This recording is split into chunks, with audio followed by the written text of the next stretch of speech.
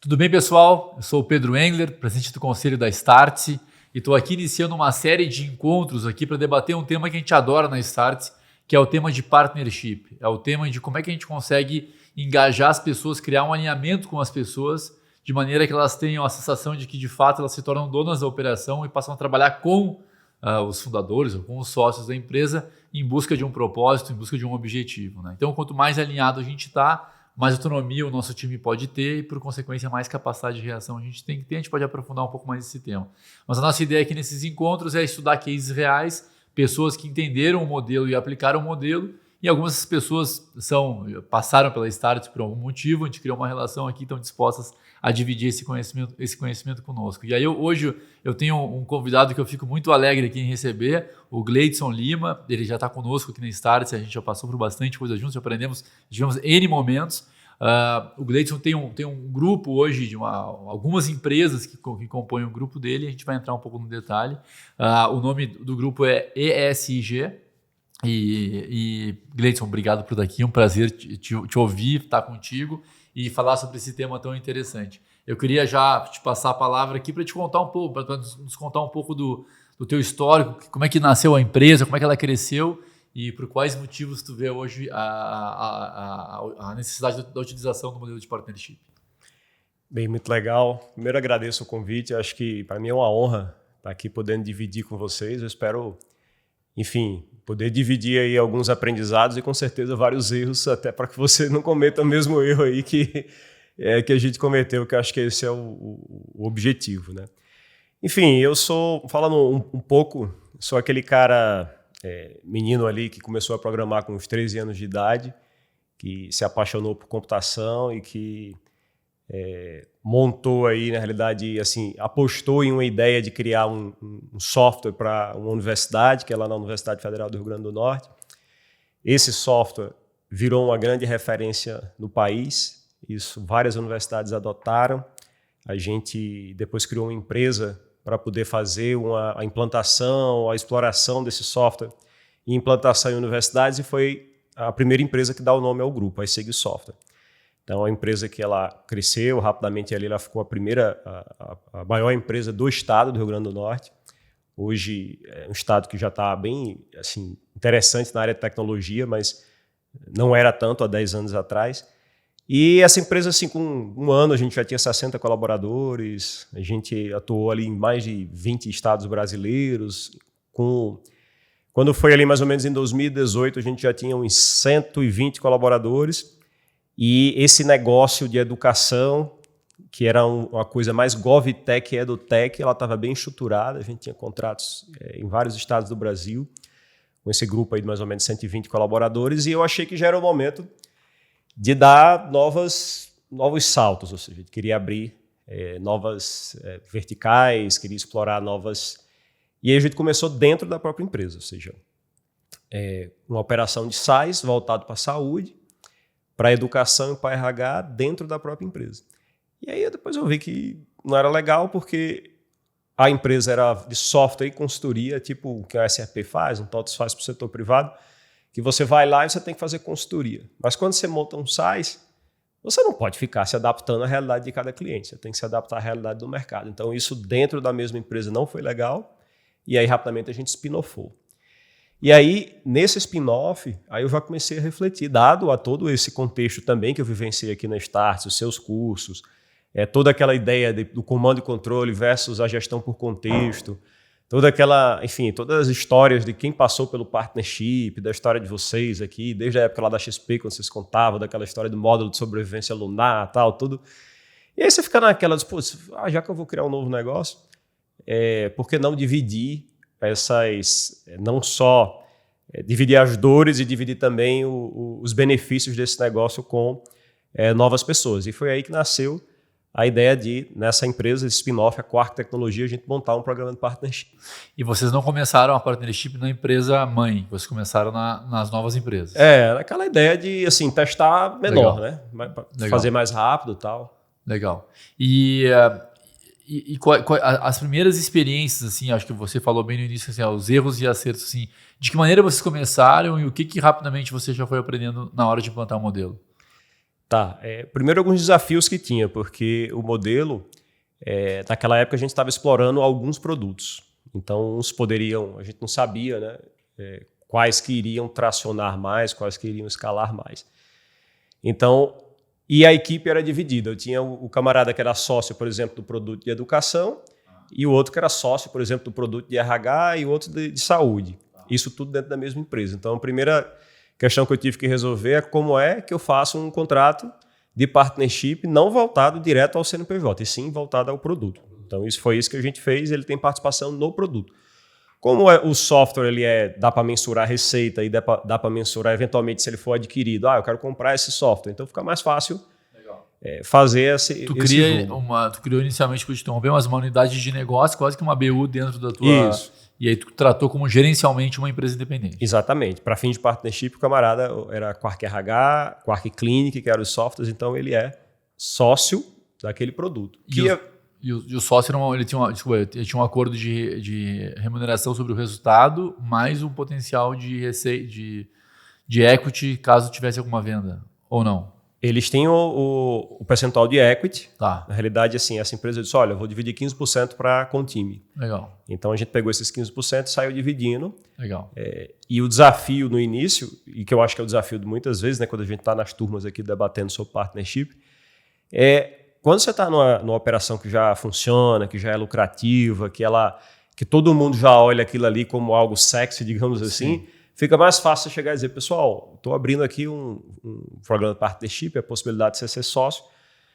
Ali desperta o desejo de muita gente. Agora, na hora que você está fazendo algo novo, tomando um risco, e as pessoas não sabem se aquilo ali vai dar certo ou não vai dar, não é uma coisa tão fácil, porque muitas vezes aquilo não vale nada. E assim, a transparência, que é aquela história que você fala muito, olha, o partnership você tem que abrir os dados, você tem que ser transparente. Mas qual é o negócio de tecnologia, principalmente aqueles baseados em produtos tecnológicos, que começa no azul? Possivelmente nenhum. Quase nenhum. Tem um monte de investimento para depois... Você precisa... No nosso caso era bootstrap. Então, ou seja, você tem que criar o produto, e aí, para você criar o produto, para depois você ter cliente. Então, obviamente, o investimento vem primeiro. E aí, na hora que você abre esses dados dentro de um cenário desse, por mais que seja, né, quem entende de negócio e vê que é assim, ou seja, por isso que existe o ROI, existe o break-even, existe o ROI, existe toda...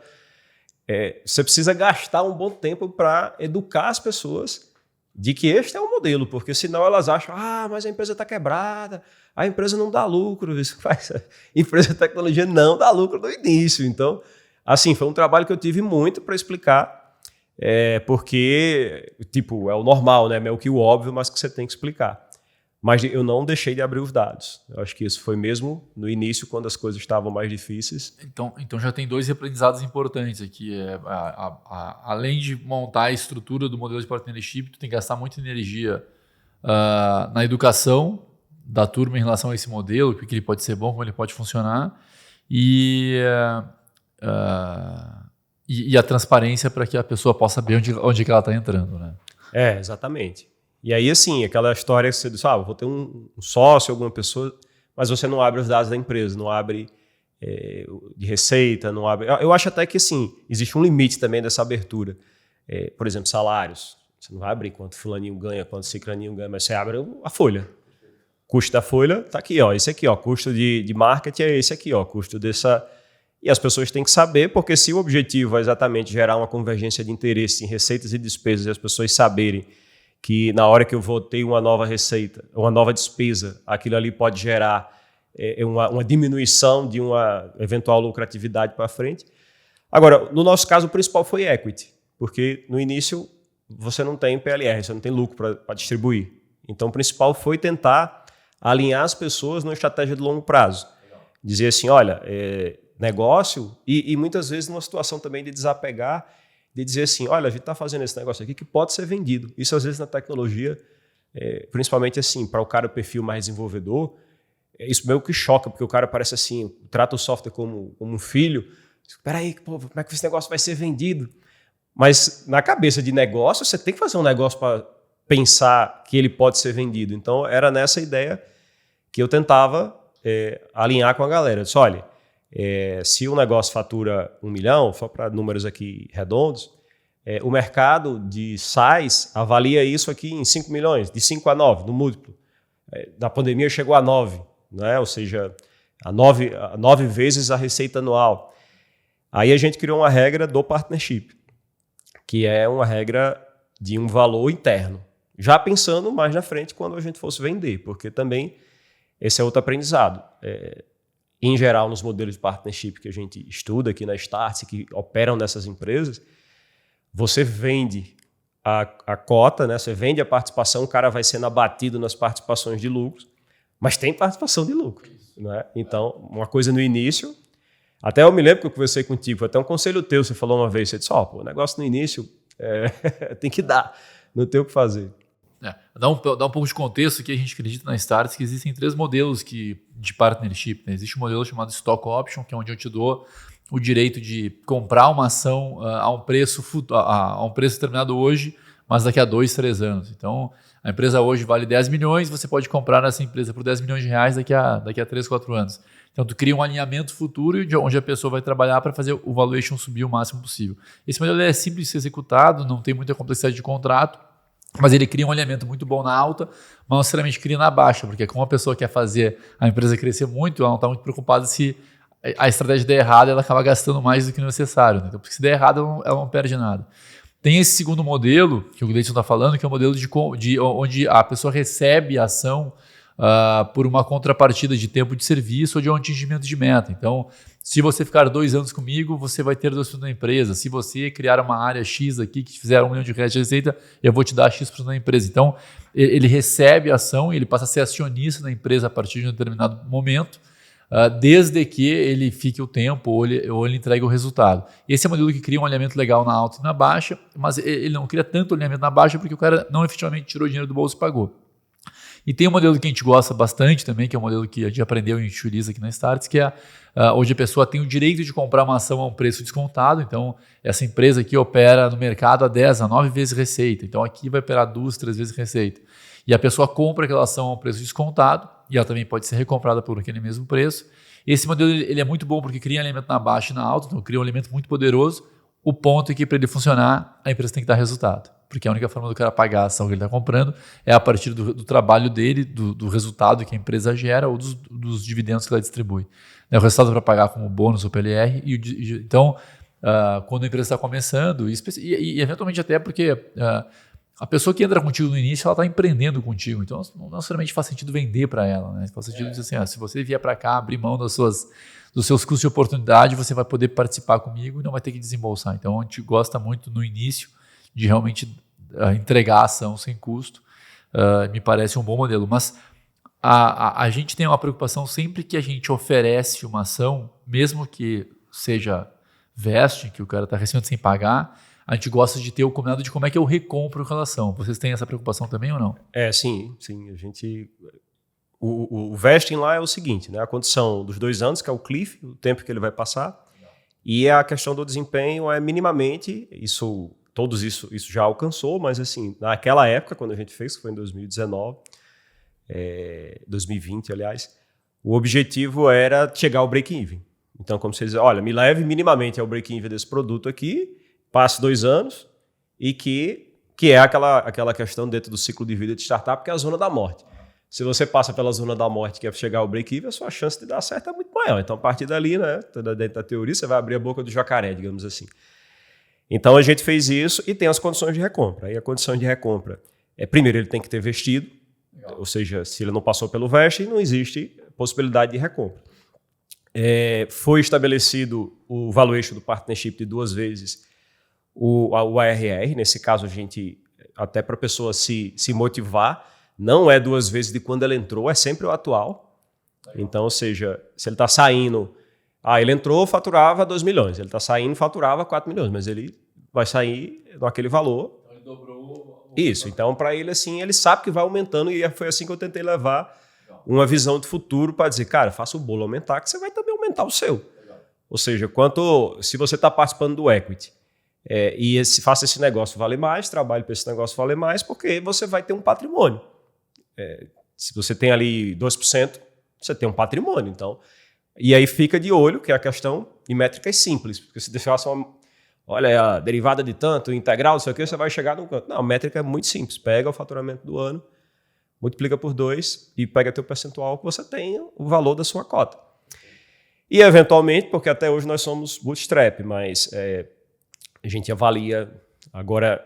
esse modelo ele foi interessante porque agora mesmo a gente já pegou essa empresa e spin-offou de novo. Ela quebrou a parte de gestão de pessoas, foi criado um novo CNPJ e a de saúde ficou no CNPJ original. Então, o modelo de partnership me permite que eu pegue os sócios que eram só da parte do sistema Quark RH, que é a de gestão de pessoas, e ele participe só dessa nova empresa.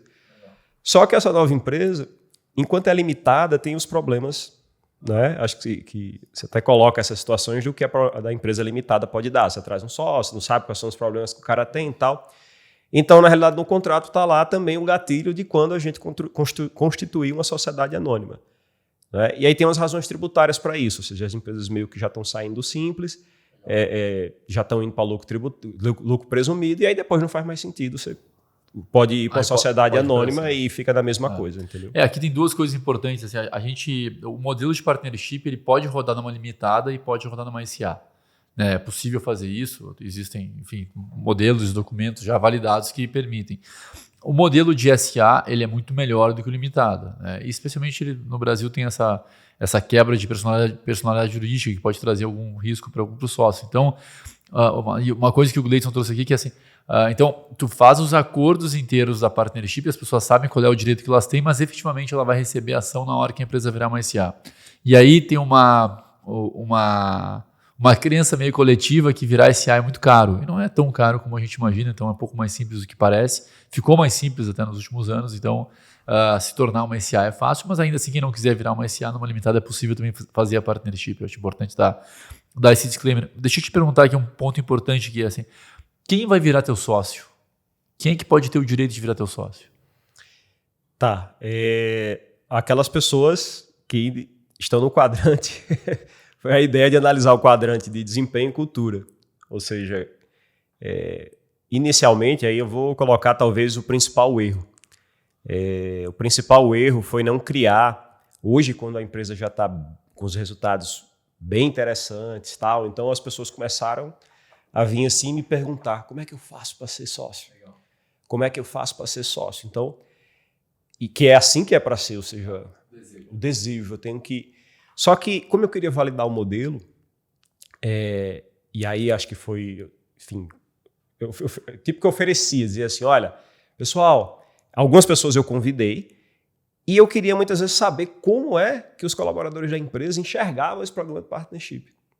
E cheguei a algumas situações até assim, abria, olha, vamos ver quem tem interesse no modelo e tal. E depois eu vi que foi um erro brutal, que eu não devia nunca ter feito isso, que se eu quisesse, na realidade, ter feito uma pesquisa do que as pessoas achavam do partnership, eu tinha que ter um formulário disso, de pesquisa.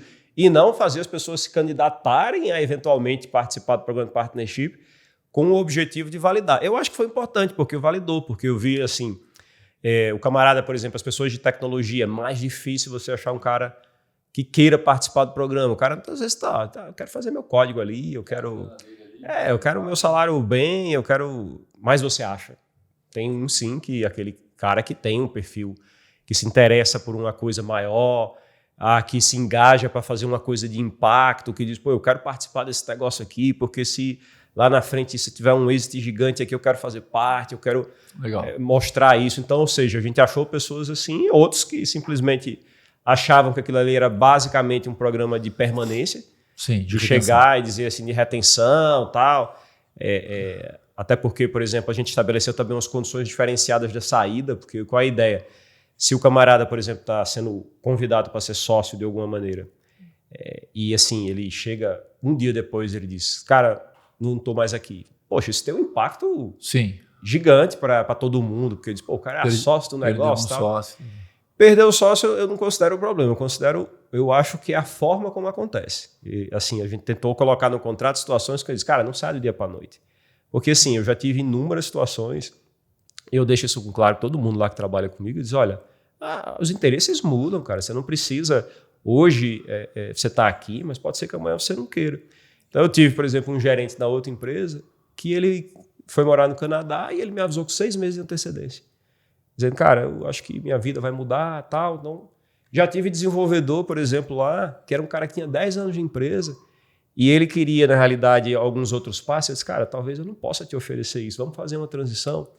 Então, assim, eu procurei passar para as pessoas que a transição, mas eu não gostava muito da situação quando o cara chegava no outro dia e dizia, ó, tô saindo, amanhã eu não venho. Pô, eu achava... Então a gente criou alguns mecanismos também para quem fizer parte do programa de partnership, ele pode sair, obviamente. Mas assim, ele precisa só estender um pouco mais o aviso prévio dele. Esse foi alguns mecanismos que a gente criou. Legal. Mas ficando ainda, vou insistir na minha pergunta, assim, então a pessoa tem que ter uma performance adequada e um alinhamento de cultura. Isso, aí eu fui o cara de vendas. Então, por exemplo, tinha uma pessoa de vendas que eu achava que tinha performance e cultura adequada. Então eu fiz o convite, esse cara aceitou, é um que tem bem um alinhamento estratégico realmente de equity, de visão de equity. Aí a gente é uma pessoa de marketing, um cara de desenvolvimento, um engenheiro de software daquele produto, um engenheiro de software do outro produto. Então, eram pessoas que meio que, como essa já foi um spin-off e eu fui convidando algumas pessoas da outra empresa, da empresa mãe, para essa nova, meio que eu já levei algumas pessoas que eu achava que tinha perfil. Então, essas pessoas que elas foram convidadas a fazer parte do partnership. Mas é sempre nesse quadrante, ou seja, o cara tem que ter alinhamento não só de cultura, né, mas assim, um subgrupo da cultura são os valores morais. É muito importante que aquela pessoa tenha ali valores parecidos com o seu e a questão do desempenho. E vocês falam sobre isso? Existe algum ritual de onde vocês convidam as pessoas para virar sócio, dão publicidade a isso, falam sobre isso, expõem para o time que esse é um caminho possível na empresa? Vocês têm algum ritual dentro da empresa para falar sobre o tema de partnership? Pronto. Fiz isso várias vezes, exatamente na fase onde a empresa estava se consolidando nesses produtos. E aí depois, meio que eu estrategicamente disse, olha, eu acho que a exclusividade aqui e o desejo não ficou uma coisa tão latente. E aí meio que a gente parou, principalmente esse ano, porque foi um ano excelente assim, de resultado, a gente quase que dobrou o tamanho. E aí o objetivo, eu disse, eu vou parar para ver se acontece aquilo que eu deveria ser desde o início.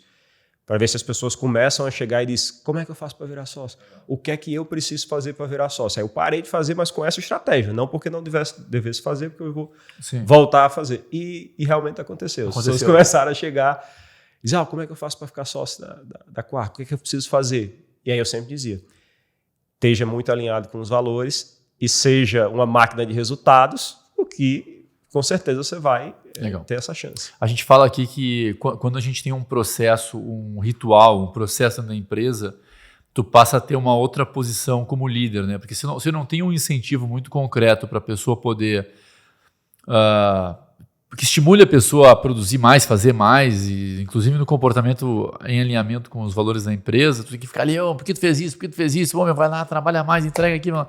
Quando você tem um incentivo, algo que incentiva as pessoas a buscar, o seu papel como líder é muito dizer, cara, eu quero que tu vire sócio, cara, tu precisa melhorar um pouquinho a performance, melhorar a tua postura. Então tu vai, e a pessoa quer tanto aquilo que aquela força dela querer é muito maior do que a motivação, né? A motivação dela em querer é maior do que a motivação sua para dar para ela para fazer com que ela queira, né? Então tu vai criando cada vez mais valor naquela partnership. As pessoas vão desejando cada vez mais aquilo e aquilo motiva elas a buscar. Porque na minha cabeça o papel do líder é muito criar os incentivos corretos para que as pessoas queiram buscar as coisas, né? E quando tu consegue isso, tem uma empresa que age por iniciativa própria, né?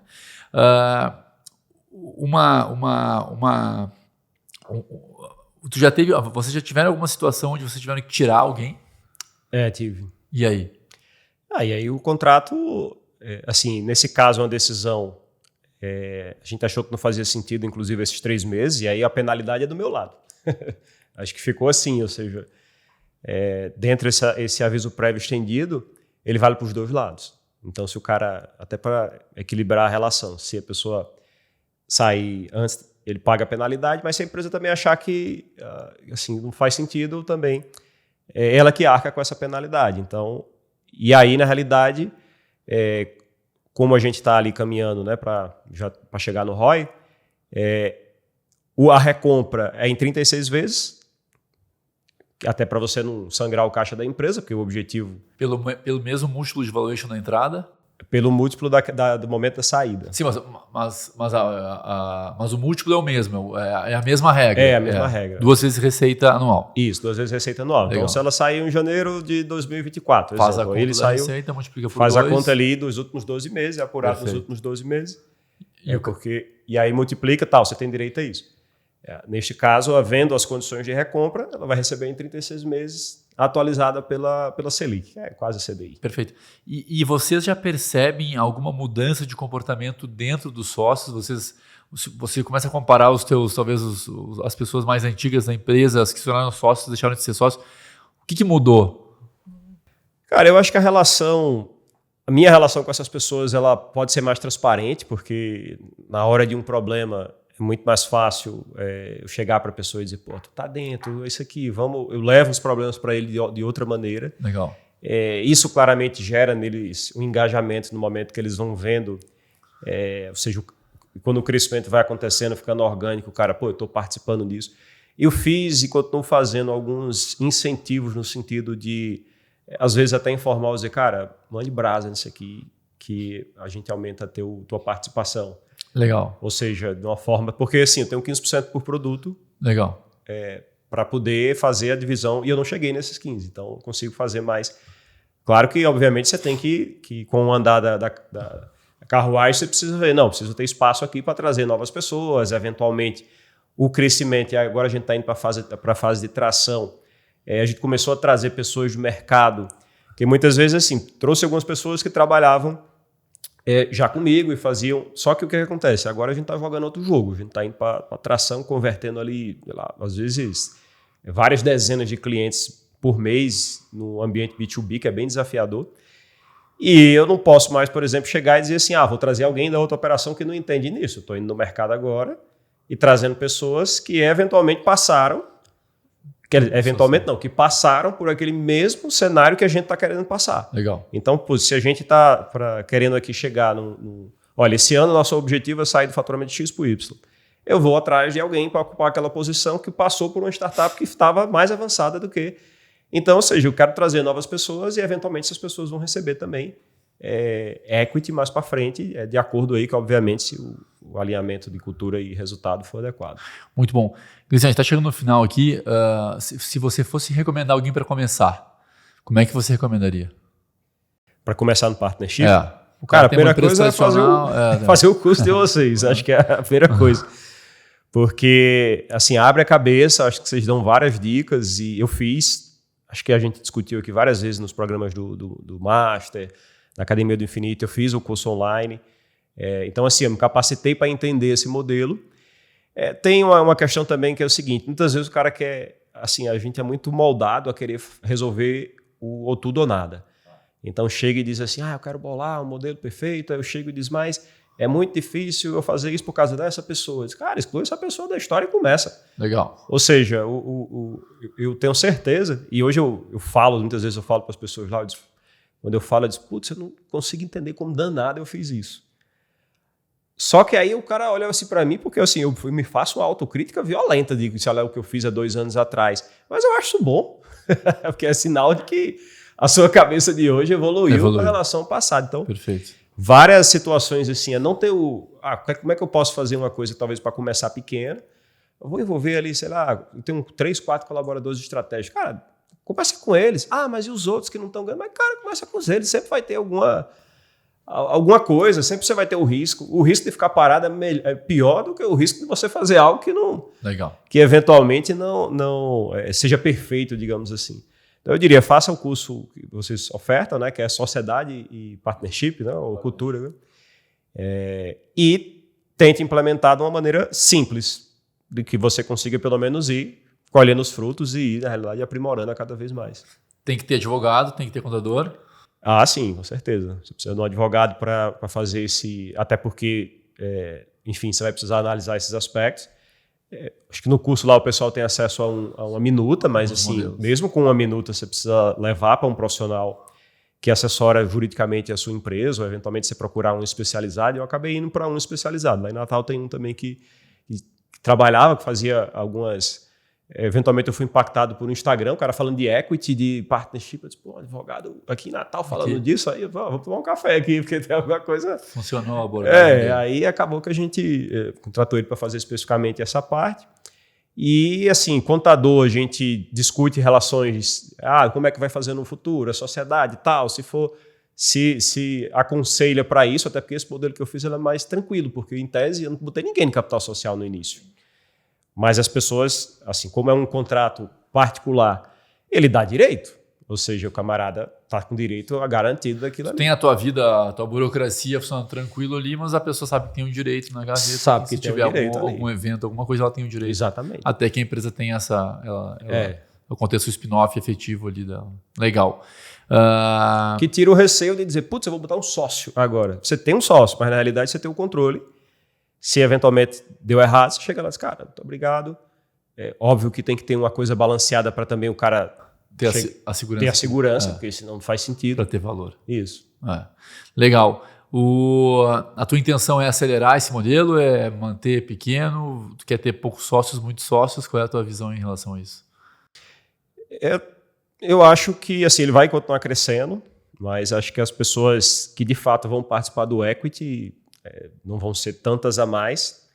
E aí, na realidade, a gente vai começar com o modelo, que é a outra parte do programa, né? Porque o programa de partnership em si, ele considera tanto a visão do equity das pessoas estratégicas como a distribuição de lucro, que é os 25% para todos, usando também, assim, uma coisa que eu já avisei lá, eu disse, olha, a gente vai usar o mesmo modelo da Startse. Então, ela é a coluna de relevância, a coluna de cultura, e a relevância do cargo, da posição, a cultura e o resultado. Ou seja, funciona lá? Se funcionar lá, vamos fazer igual aqui. Depois a gente ajusta do nosso, mas vamos começar com o que está. E aí acho que o objetivo é crescer para rodar ele de fato nas duas vertentes, equity e PLR. Legal. Eu acho que o Gleison trouxe um ponto aqui importante, que é o modelo societário que a gente defende, ele pode começar na divisão do resultado. Né? Não, a pessoa não se torna sócia da empresa, do equity da empresa, mas ela se torna sócia do resultado da empresa. E aí tem os modelos de PLR, bônus, premiação, enfim, cada um tem o seu estilo, mas a gente defende que quanto mais objetivo for a percepção da pessoa em relação à distribuição daquele resultado, mais engajada a pessoa vai estar em querer fazer o resultado, né? Buscar mais receita ou menos despesa. Então, a gente tem um modelo aqui que a gente trabalha, que é o PLR, que a gente determina que aqui na Start, no caso, 25% do resultado da empresa, a gente paga como bônus para todos os funcionários, independente se ele é sócio ou não é sócio. E a gente usa esses 3 critérios que o Gleison falou, que é a relevância da pessoa, a performance naquele período, naquele semestre ou ano, e o alimento da cultura. E isso determina qual é o tamanho o 25% é o tamanho da pizza, e esses critérios é o tamanho da fatia que ele vai receber. Gleison, eu queria te agradecer muito a gentileza aqui, acho que foi ótimo pegar essas experiências pessoais aqui, práticas, de como implantar o modelo. Esse é um tema que todo mundo gosta muito